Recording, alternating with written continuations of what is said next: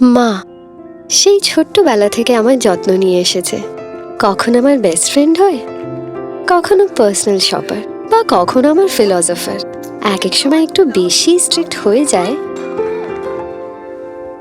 তবে এমনিতে কিন্তু ভীষণ সুইট।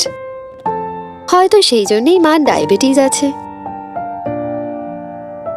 ছেলেবেলাতেই আমার চোখের দৃষ্টি চলে গেছিল,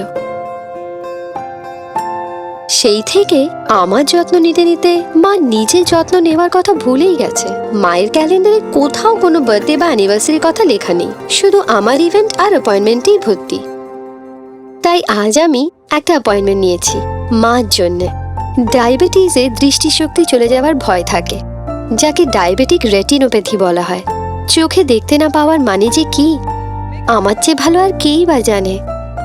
তবে ইয়ারলি আই চেক আপ করালে এই ভয়টা এড়ানো যায়।